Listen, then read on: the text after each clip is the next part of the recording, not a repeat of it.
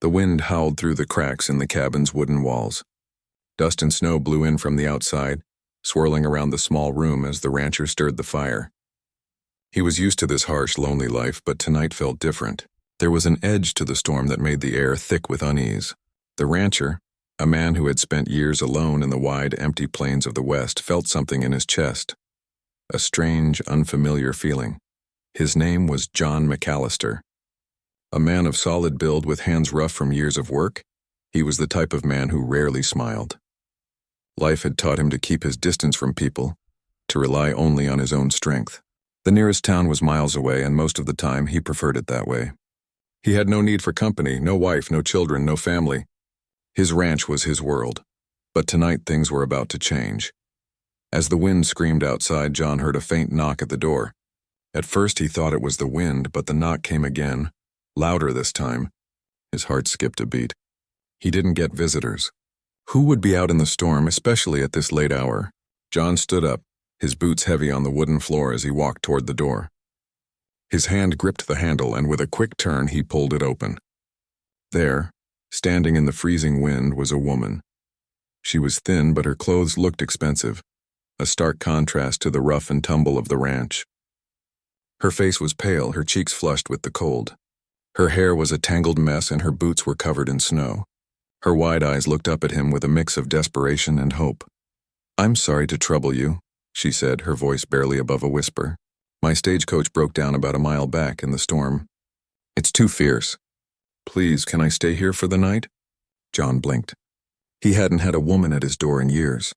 He didn't know what to say. A stranger alone in the wilderness seeking shelter in his home. It was almost unheard of. But her eyes, those wide, pleading eyes, pulled at something deep inside him. "Are you alone?" John asked, his voice gruff. He was used to solitude, not the sudden presence of someone else. She nodded quickly, hugging her shawl tighter around her shoulders. "Yes, just me. I was on my way to the next town, but the storm, it came up too fast." She paused, looking at the fire burning inside. "Please, I just need a place to rest. I'll be gone in the morning." John hesitated. His instincts told him to turn her away, to keep to himself as he always did. But something made him step aside. With a reluctant gesture, he motioned for her to come in. "Thank you," she said, stepping carefully over the threshold, her boots leaving small traces of snow on the wooden floor. John closed the door behind her, the warmth of the cabin contrasting sharply with the freezing storm outside. He motioned to a chair by the fire. "Sit. I'll make some tea," he said, his voice still guarded. She sat down, brushing the snow from her coat and looking around. The cabin was plain, furniture made from rough-hewn wood, a simple stove in the corner, and the fireplace that gave the only light and warmth. John moved to the small counter to boil water, his back turned as he worked. He couldn't help but glance at her now and then. She was unlike any woman he'd met. There was something about her, something soft yet strong. Her presence filled the room in a way he wasn't used to. Her clothes may have been fine, but her eyes held a certain wildness, as though she wasn't used to being in a place like this. "My name's Clara," she said, breaking the silence. "Thank you for letting me in," John grunted, still focused on the kettle. "John." The silence that followed was heavy. John wasn't sure what to say. He wasn't good at small talk, and the last thing he wanted was to make her feel uncomfortable. But there was something about her, something that made him want to keep talking, to hear her voice. "You've lived here long?" Clara asked, her voice a little more confident now that she was inside, safe from the storm. John glanced at her over his shoulder, nodding. "All my life. My family's ranch." She looked around the room, taking in the simplicity of it. "It's nice," she said, but there was a hint of sadness in her tone. "Lonely?" John's gaze dropped to the fire. He didn't answer right away. The truth was, he hadn't really thought about it until now. Was it lonely? He had his cattle, his land, the chores. That was all he needed. Or so he thought. Before he could answer, Clara gave a small, uncomfortable laugh. "I guess that sounds silly. I'm not used to being alone." John turned back to the stove, suddenly aware of the growing warmth between them.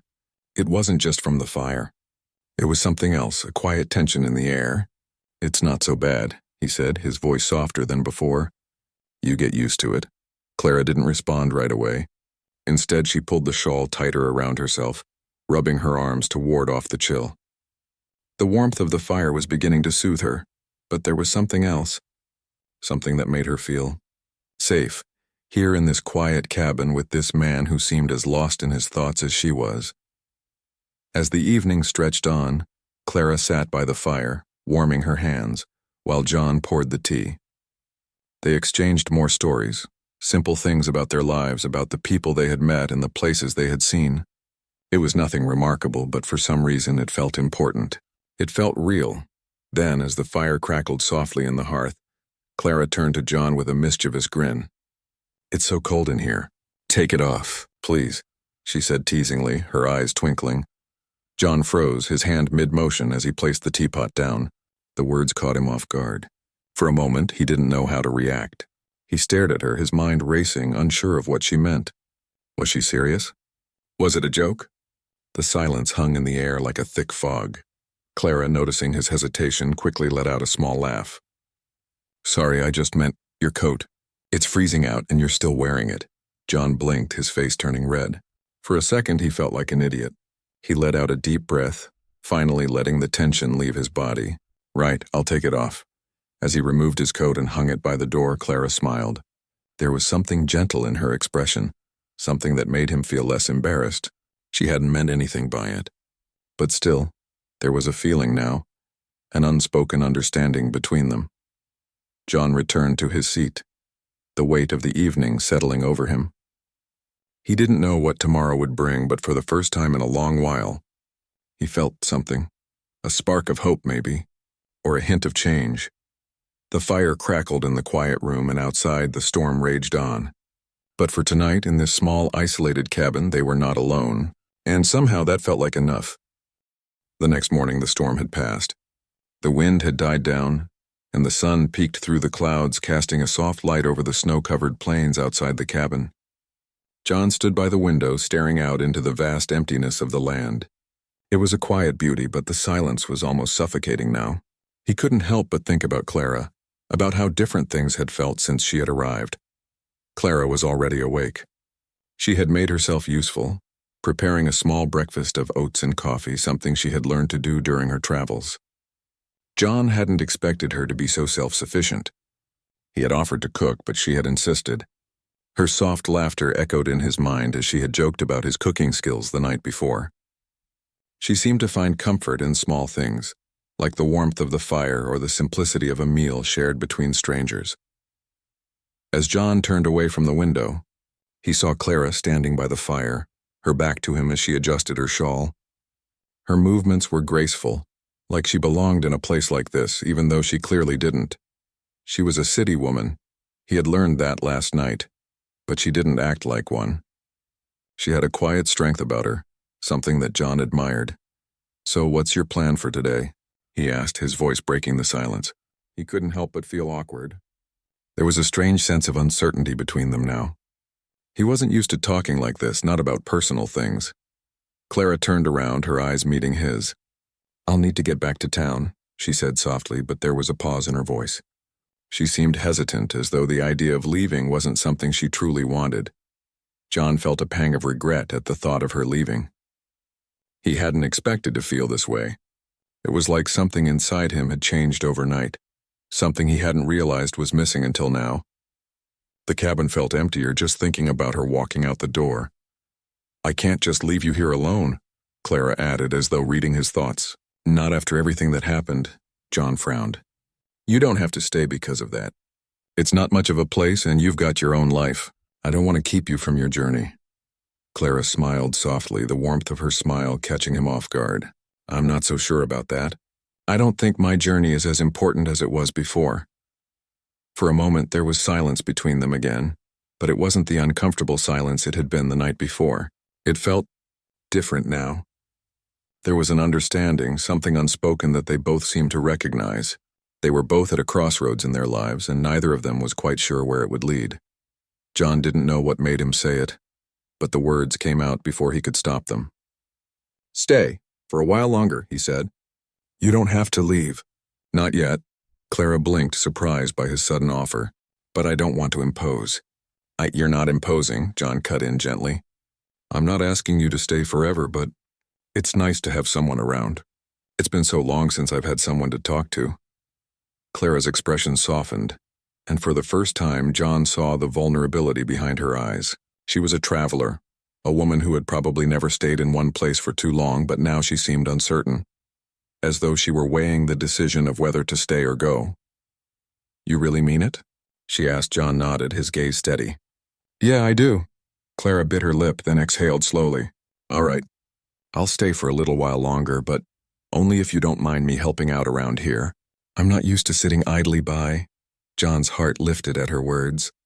He had expected her to leave. He hadn't realized how much he was hoping she'd stay.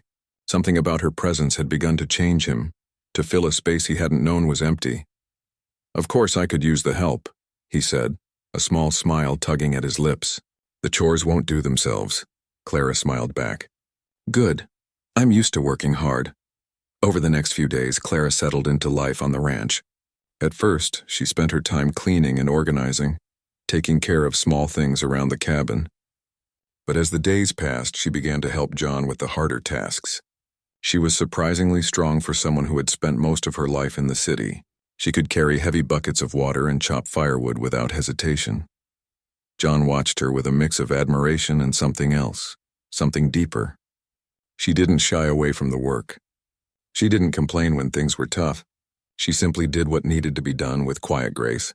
It was something John had never expected from her, and it made him respect her even more. One afternoon, after a long day of work, John and Clara sat by the fire. The air outside had turned cold again, but inside the cabin it was warm and inviting.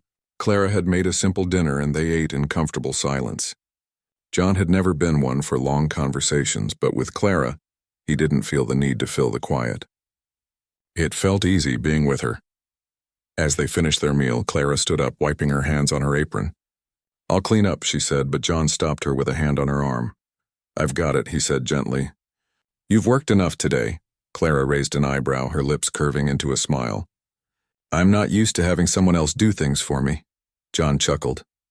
"Well, you'll get used to it." For a moment, they shared a quiet, knowing look. John could feel the shift between them. Something had changed. In the stillness of the evening, it was as if they had both realized they were no longer strangers. They had become something more, something that neither of them had expected. "I don't want to go back to the city," Clara said softly, almost to herself. "I don't think I want to go anywhere." "Not right now?" John looked at her, his heart pounding in his chest. "You don't have to," he said, his voice steady. "Not if you don't want to." Clara smiled, the warmth in her eyes matching the flicker of the fire. She moved closer to him, and for a moment the world outside didn't matter. The storm had passed, and so had the doubts that had clouded both of their minds. The future was still uncertain, but for now they had this moment, this shared understanding that they were no longer alone.